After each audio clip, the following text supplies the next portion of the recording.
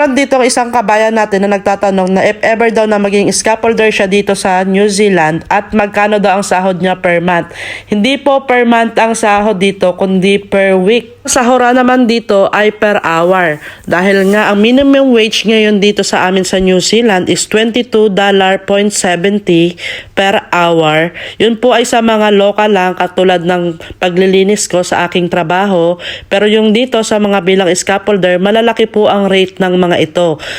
Ang katulad ng kalamister is nasa $35 per hour na siya. So meaning nasa 1,000 pesos na siya mahigit sa Pilipinas. Para naman sa cost of living dito, ang bahay po namin tinitirahan ngayon is halagang $700 per week. Kakahalagang 23,800 pesos dyan sa Pilipinas. Weekly po ito. Nagmahal ang bahay namin dahil nga sinama namin sa tenancy agreement itong mga trabahador na nandito sa bahay namin ngayon. Nung kami lang nila mister at wala pa itong tatlo na ito ay $495 na yung binabayaran namin dito sa 3 bedroom na aming bahay na nirerentahan ngayon. Na rin ayaw umalis ng mga trabahador na magkahiwa-hiwalay pa nga kami ay nagsama-sama nga kami dito sa bahay. Mahirap ang bahay nung mga panahon ng pagdating ng mga trabahador ay kaya naman naisipan namin na isama na lang sila sa tenancy agreement para mas legal silang manirahan nga dito sa bahay namin. Para naman sa food expenses namin ay nag-aambag ang mga trabahador ng $130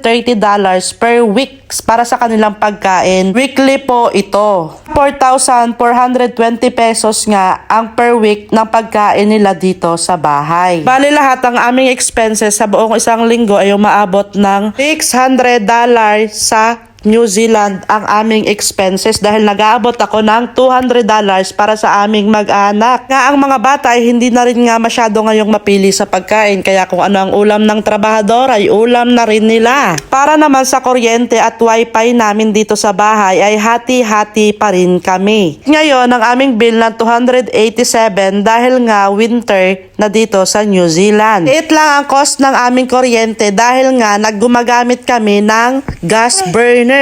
Gaso lang gamit namin sa pagluluto kaya nakakamura kami ng paggamit ng kuryente.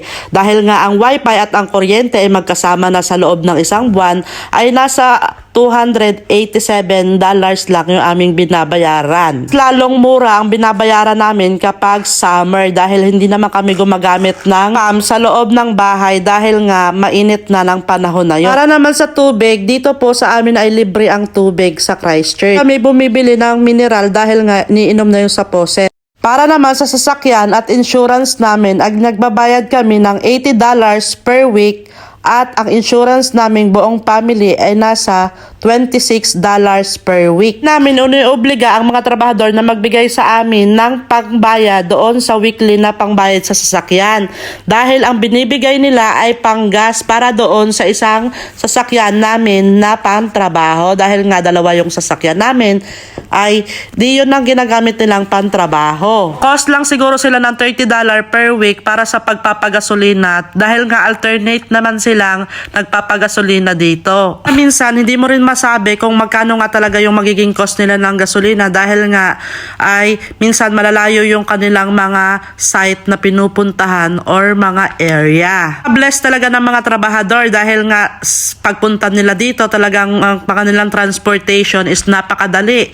Samantalang si Mr. noon ay nagbabike pa yan para lang makapunta sa kanyang area or site. Kasi sa company ni Mr. ay sariling bulsa talaga nila nanggagaling, kumbaga sa sarili nilang sweldo pa nanggagaling yung pagpapagasolina ng kanilang sasakyan. Samantalang sa ibang mga company ay pinapagamit ang kanilang mga sasakyang pantrabaho. Pero dito nga, sabi ko si Mr. ay may sariling sasakyan na papunta sa trabaho kaya ang ginagawa ng mga trabahador ay nagkakaroon sila ng sharing para sa pagpapagas sa gasolina.